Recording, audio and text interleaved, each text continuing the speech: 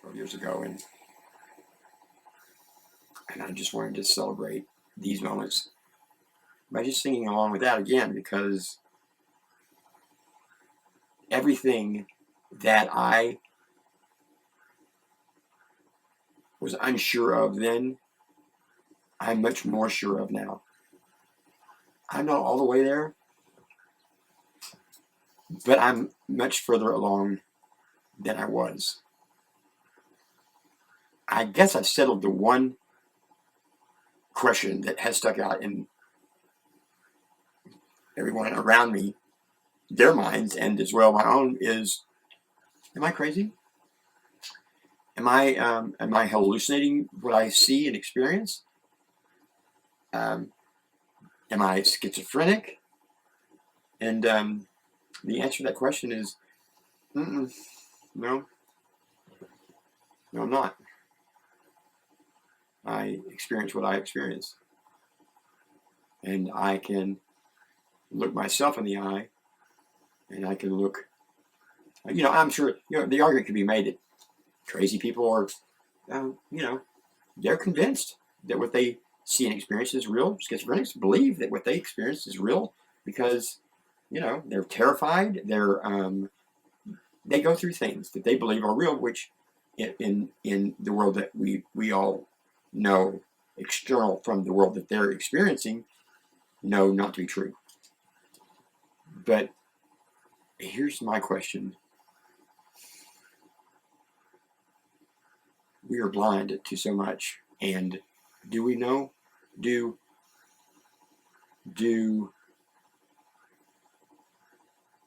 it's a proverbial question that we can ask ourselves individually. Do we know? What do we know? What do we really know? I know that 4 months ago, I had absolutely no interest, or had never considered the idea of painting. Now, I have always enjoyed going out and using my cell phone to capture images on through the deduction of my trial and error and some years now of experience in trying to figure out what I know now. I've come this far. I haven't really accomplished a whole lot more than some of the more basic facts, and the basic facts are this. I happen to know that nature takes on a much different look during the course of moon phase changes or galactic events, comets that pass too close to the Earth or shake the galaxy in some way or another. Epic things that go on in our galaxy will cause nature to experience or go through some color changes and some character changes, for that matter.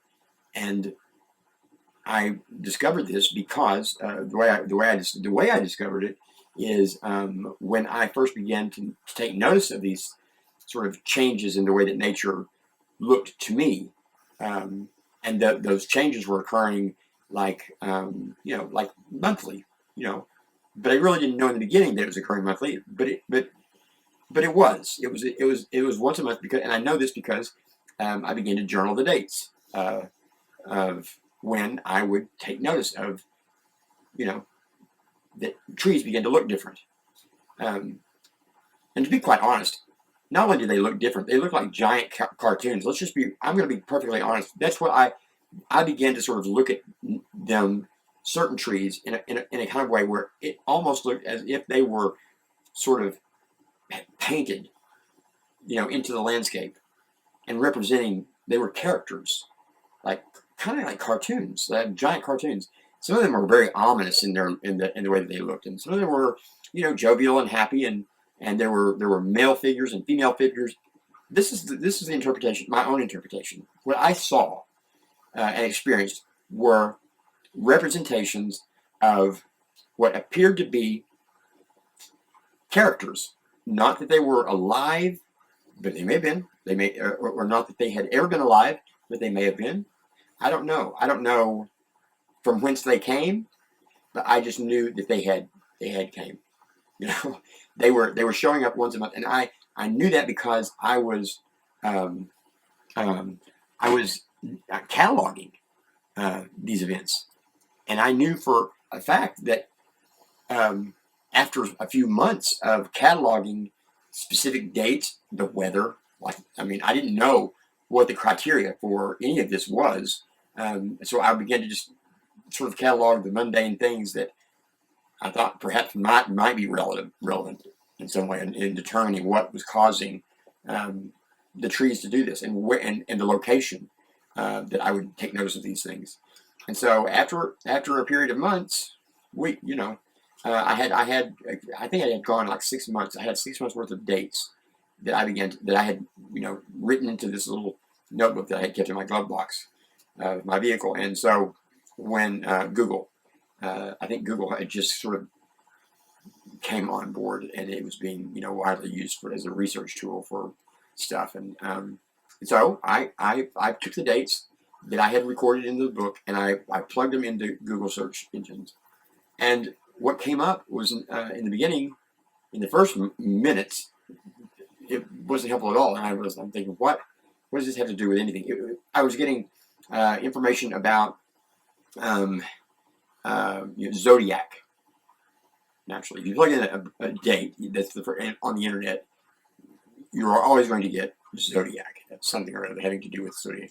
And then I began to saw that there was a lot of talk about titles of and having to do with the moon, and where the moon was with regard to the galaxy, and moon phase change calendars and things of that nature. And so then I happened onto a particular calendar that those dates, because I asked Google to get more specific, and so when Google became more specific, what showed up, and it was like this was a moment of real glory for me, because I knew as soon as I saw what I saw that this was key. There was no doubt in my mind that this was key, because all of the dates were included in each month's calendar of moon phase changes. The month and those dates of each month that I had recorded, and I had already figured out that that it was at least a once a month occurrence, because I had that much information, and I had pretty much shored that up. It was a once a month. It was a once a month occurrence. And so now I just needed to find out what that occurrence was. And that's when I learned that those dates equated to moon phase change dates. They were either on or within a 3-day time period, days after the full moon. So there were 4 dates that each month, the dates that I had recorded fell into, and I knew that that was it. So somewhere in the ensuing days, like shortly thereafter, that was the first moment that I realized I didn't question anymore whether or not I was crazy. I was going through a very tumultuous period of time in my life at that particular time, and I was using drugs, and the argument that I really could not, that I couldn't make was, just because I'm on drugs and seeing people in trees doesn't mean that they're not there, right? Wrong. You're not going to make that argument, because people are not going to listen to you. You're not going to have credibility. People are not going to listen to you.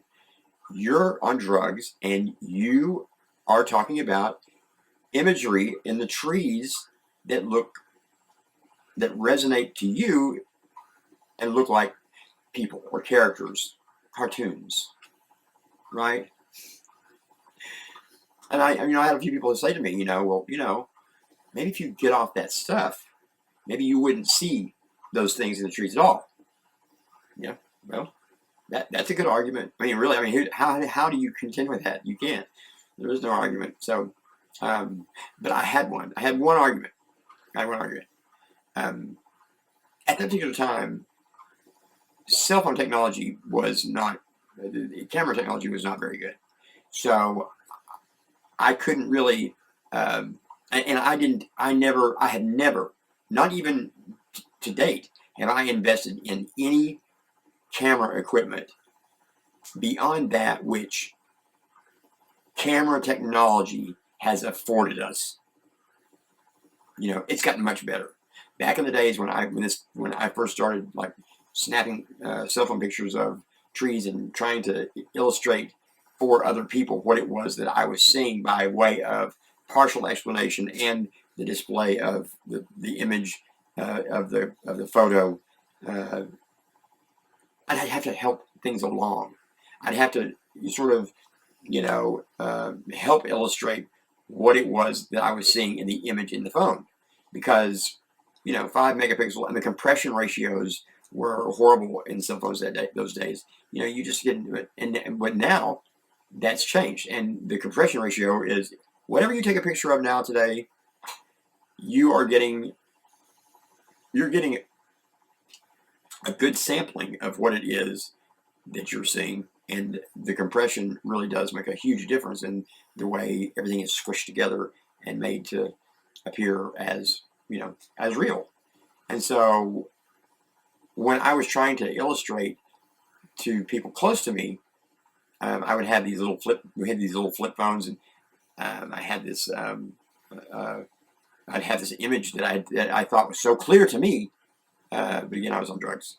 And I would try to walk people along in my explanation who were not on drugs, and help the camera, because the camera wasn't good, to see what it was that I was seeing, so I could just get some confirmation that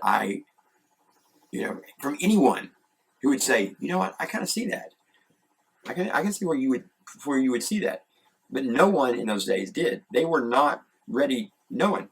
I had no one see what I was seeing, or no matter what I did, no matter how I illustrated it for them, nothing was happening. No one was buying my my version of reality. And one of the arguments that I made oftentimes to people is who would contend that it's if I would get off the crap, that maybe I would not see things the way that I saw them. Maybe they would go away. And but here's the thing: they didn't. And they not only did they not go away, but cell phone technology got better and better and better. And I was sober, and now I was able to not have to work so hard at clarifying what it was that I was looking at. But even then, when I was having to, the only argument that I had that I could stand on is to say, well, that's true. I was on drugs, but the camera's not. The camera's stone cold sober, and it only sees what is. But unfortunately, seeing what was paired with the technology that was afforded to us at that time was not enough to really help me to stake my claim of sanity and sell the pitch idea of characters in the trees. Wasn't happening, and I was very distressed by it, and so it became my quest. One, people who were telling me that I was, cuckoo, were people whose opinion I valued. That they had been, they had,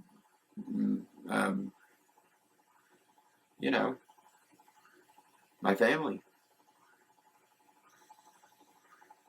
I was it was a rough spot, and I think I just really wanted to I just wanted to not be crazy if I was, and I needed confirmation one way or the other. I needed confirmation, and I decided to just enjoy it for myself. After a while, it was just fruitless to try to sell anyone my idea or the concept of my idea, because no one wanted to hear it. They just all thought I was crazy, and I'd go out, I would plan, I would wait for I had a moon calendar, and I was waiting for the days to show up where I knew that and I began to sort of, I began to then investigate and log areas where I was seeing them the most prolific, like wherever they were the most, I already had some spots, and so I sort of I went back to journaling, and started looking at some common threads that made this place seem to have more of these things, these characterized trees in them than others, and so and that took a while because I wanted to. I wanted to. I used to. I first started referring to them as ghostly apparitions. Like they were ghost like. In fact, in my research to find out more about, to try to find out something about what it was that I was seeing, I went back to Google, and I typed in ghostly apparitions, and began to read a little bit of the parapsychologist research, that the more modern research, and there was one common thread that I think that most parapsychologists will agree upon, for the sake of not having to argue about it with the rest of the world, and that's this: that things of a spiritual nature, ghosts or ghost-like apparitions, or activity, spiritual activity, can best be experienced in locations where there are high concentrations of electromagnetic energy. That's the one common factor.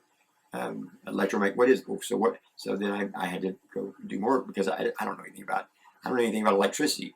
I don't know, and I certainly didn't know anything about electromagnetic energy, and I really don't know a lot about it today, to be quite honest. But I can tell you what fuels electromagnetic energy, and how it's demonstrated. It's demonstrated or it's illustrated rather, as like a magnet, or a horseshoe.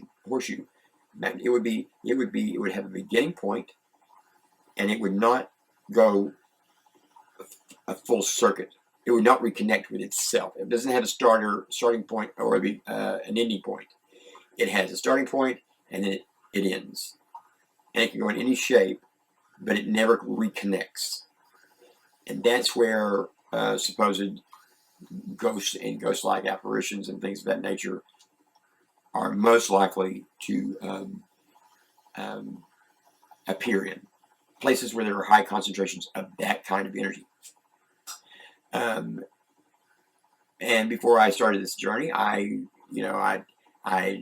dabbled with the idea that, well, maybe it's cemeteries are going to be where a person is going to find that kind of activity, not just no.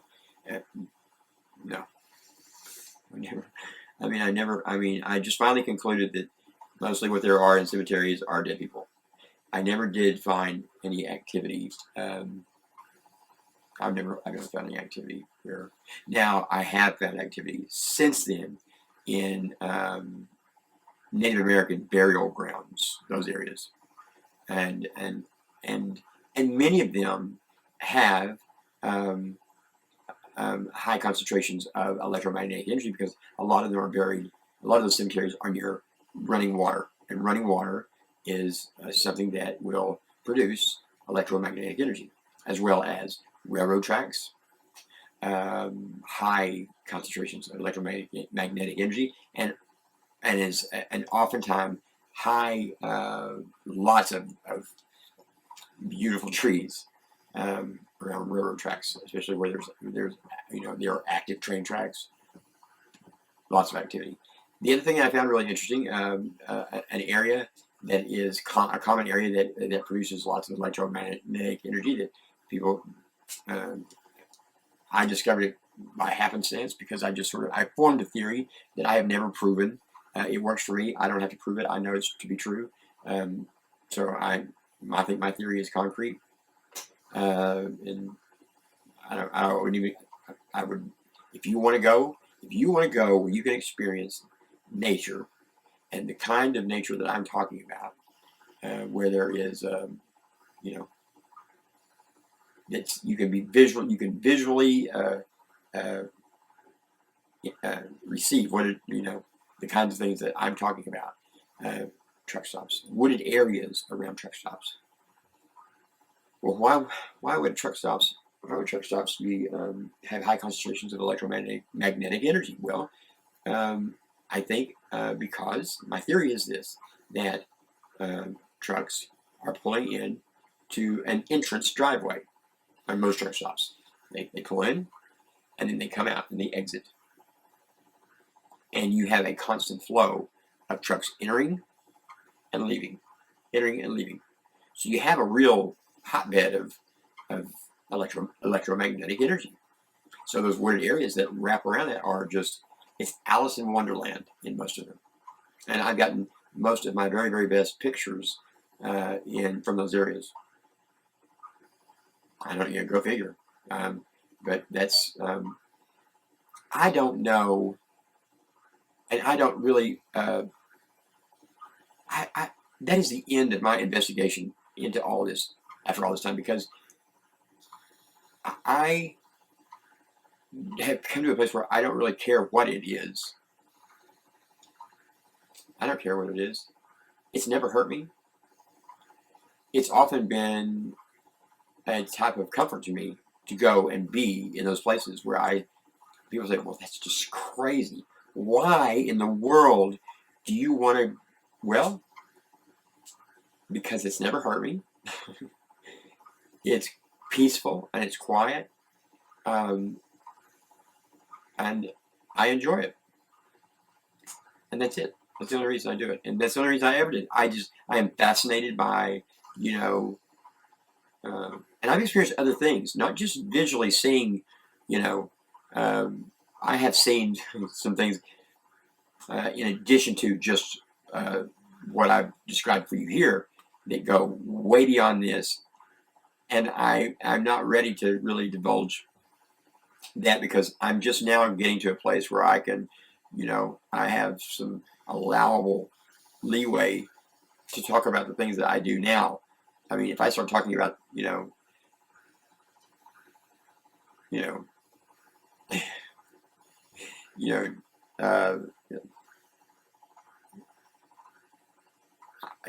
I just can't do it right now because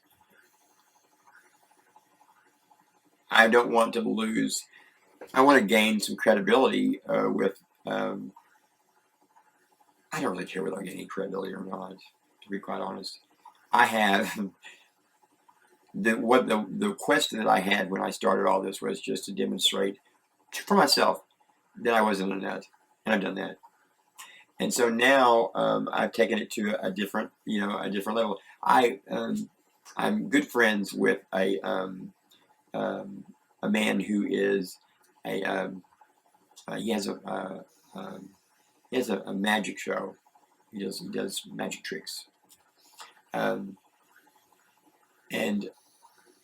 he is the one who encouraged me to start painting the trees instead of just going out, because we're good enough friends that if you're my friend, you're gonna know that on full moons I'm gonna be going somewhere looking for trees to photograph. I've amassed a good collection of trees that I'm kind of proud of. The ones I've collected. Some of them I'm going to illustrate in their website, and um, you know. But he suggested to me, and then not long ago, um, 4 months ago maybe, he said to me, "Why don't you paint the trees instead of just photograph? Why don't you paint?" Because he's a painter, and he thought that I would enjoy painting. But the difference between he and I are this, or at least I sort of equated him an artist and me not one, because I can't draw a box. There's just I never allowed myself to fit into any kind of a category of to be recognized in any way as an artist, because I just didn't see myself like that. You know, I literally can't draw a box. Not well. And as far as replicating anything, to draw anything, I am not artistic in that way. I cannot replicate anything, really, that. But he said to me, he said, "Don't worry about that." He said, "The trees will draw themselves. They'll paint themselves." And I thought, that is just that's crazy. They're not going to paint. They're not going to paint themselves. But what he was getting at is, if they are producing, or there is energy enough in those locations to produce a difference in the way that nature is appearing as a result of that energy, then it is going to manifest itself in paint as well. And I kind of knew this to be true, because I sort of in the beginning experimented with paint, and I did see and I knew that, if you put some paint down on, especially well, if you put paint on a canvas, and it is in an atmosphere where there is um, the kind of activity that we're talking about right here and now, and the kind of electromagnetic energy fields that are in those places where that activity is occurring, it had that same energy has an ability to manipulate and move things around on the canvas, such as paint and color. And some colors are more active, shall we say, than others.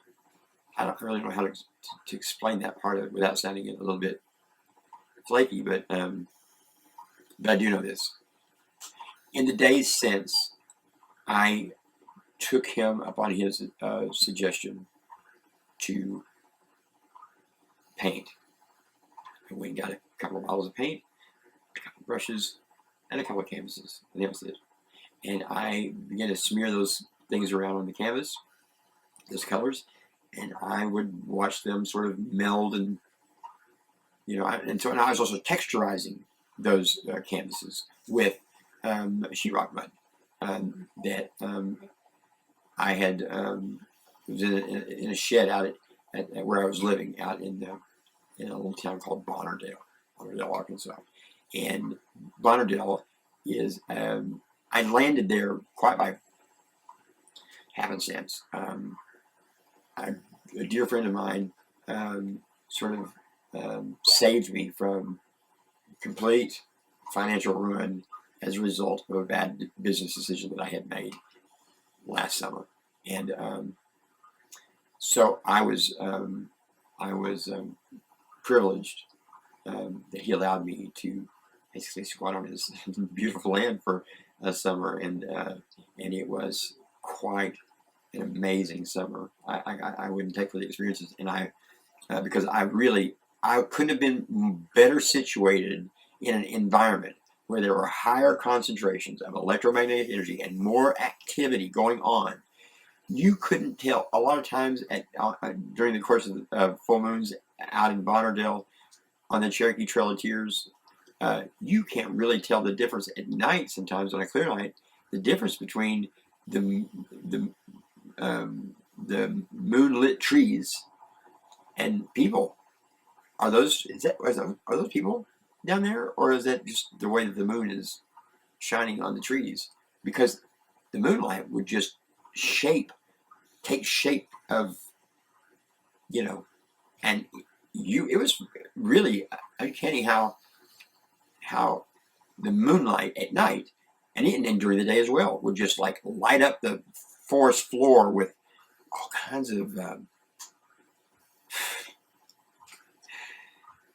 silly shapes that would remind you very much of someone who was standing 100 feet into the woods, but it wouldn't be, it would be moonlight.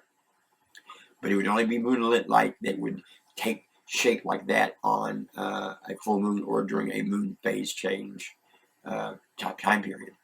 And so, I was privileged to be able to spend that time out in Lauderdale, and so that's where I started. That's where I started my first painting project. I went and got a canvas. I got a couple of colors. I set out in the middle of just in the area in the woods there, and I just put some paint on the canvas, texturized the canvases with those street rock mud, and just kind of haphazardly, smeared mud onto the canvas, and then I started to paint. And then here in a moment, I'm going to show you I'm going to show you all of the work that I've collected since I started this journey of painting 4 months ago. And I have found a new love, and I owe that all to not only to several people who have encouraged me along the way and said, gave me examples of such as Grandma Moses. She didn't start painting until she was in her 80s, and look what she was able to do. And so I've not quite yet. I am starting to now grab hold of the concept that my artwork is kind of it's interesting. It's interesting, and it's technically it's probably not. I'm not good with color schemes, and so I'm technical, but I don't call it my art technical art. I call it conceptual art, because I found that definition, thank goodness, on Google, and it's not. I'm not promoting my technical ability to produce art. Ask me to draw something, can't do it. Probably ask me to do anything artistic, I probably can't do it. But I just kind of like.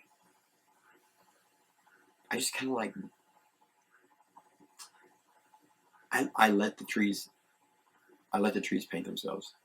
They help me. They do. There is guidance that comes from a supernatural source.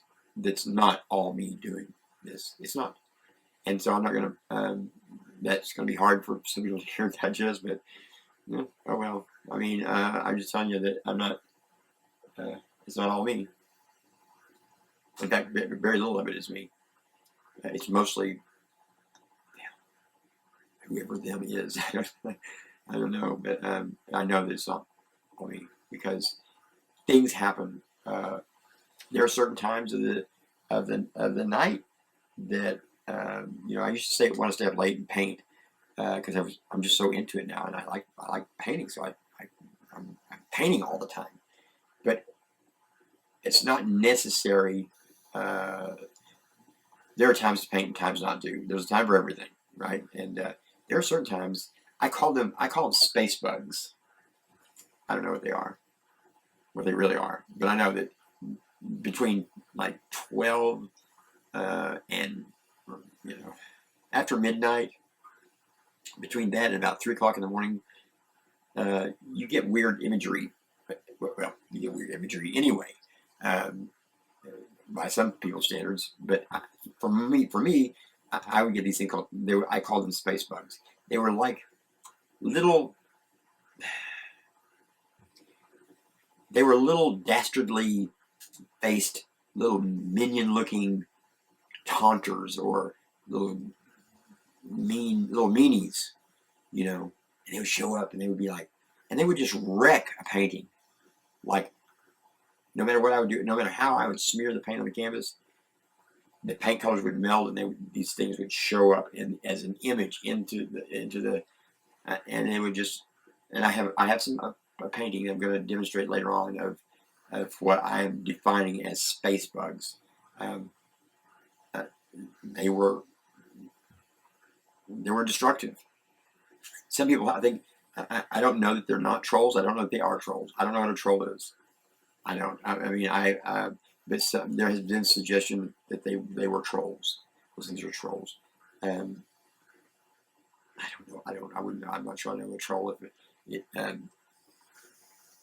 me upside the head with a bat. And so that's a little bit of how I got started. I certainly I have paid I paid a price to have this experience, and paying that price it's with criticism,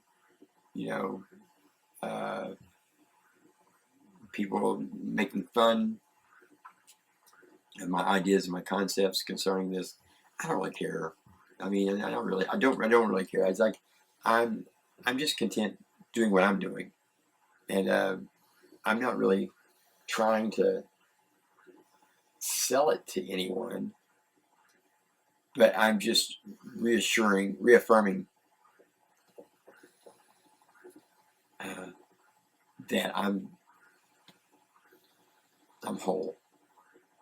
I'm more whole than I've really ever been, and this is not just a thing for me to escape to. I think that there one day that all of this is going to be revealed to me, and I think this particular group of whatever they are have never harmed me. I never felt like I was being threatened or that I was uncomfortable by the presence of their beings. And I've seen some things that look like they were made for what we're discussing, the subject at hand. I feel like I'm just rambling now.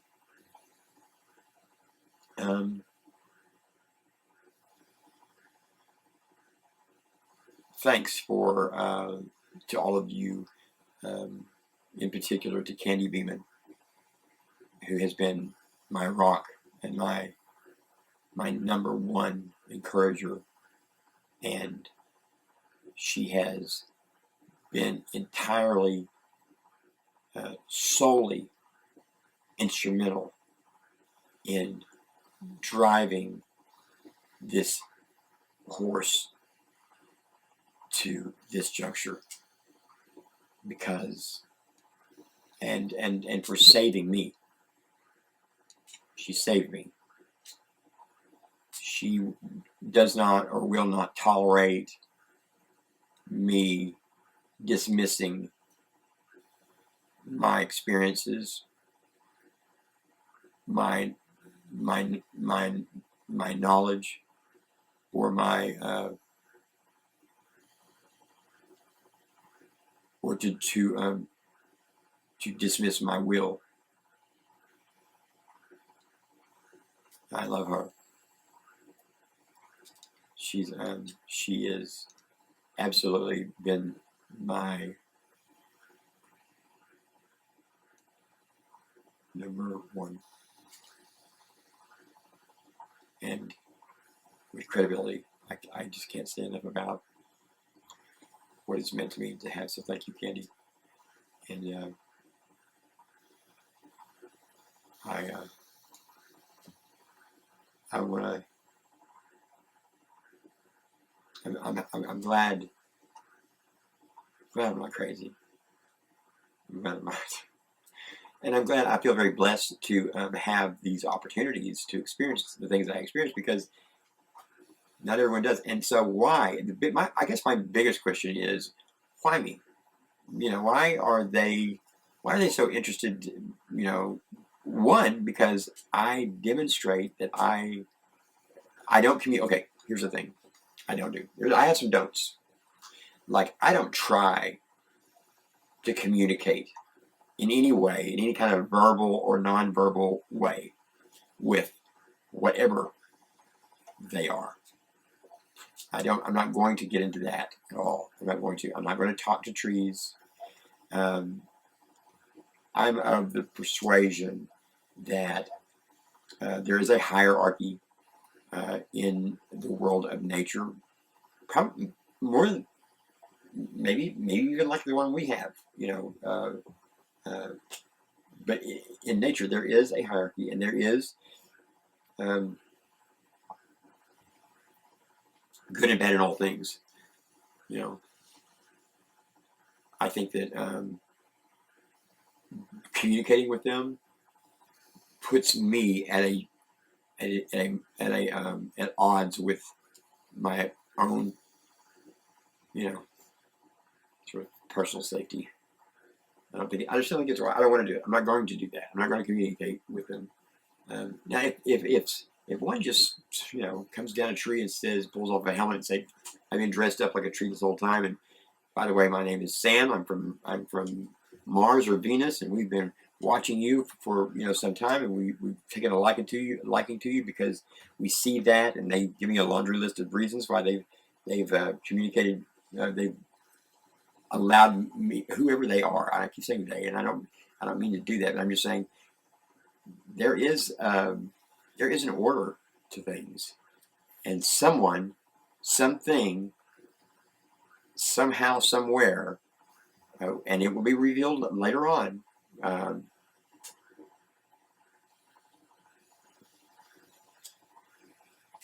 I'll know, but I don't now, and I'm not really pursuing uh, knowing really anything. I'm just enjoying my life, and I'm enjoying the experience of just uh, getting to experience the nature of trees, you know, and paint them, and it's all very interesting to me, and I've never grown bored with it or weary from it, or I have been afraid before uh, of things, but that was really before the.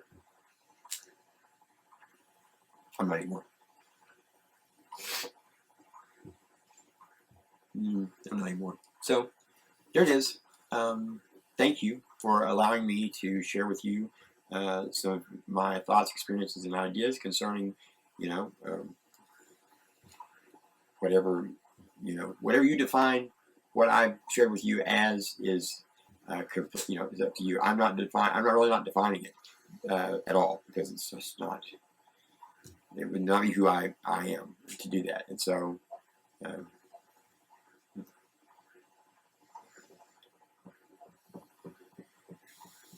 So anyway, thanks for tuning in, and see you next time.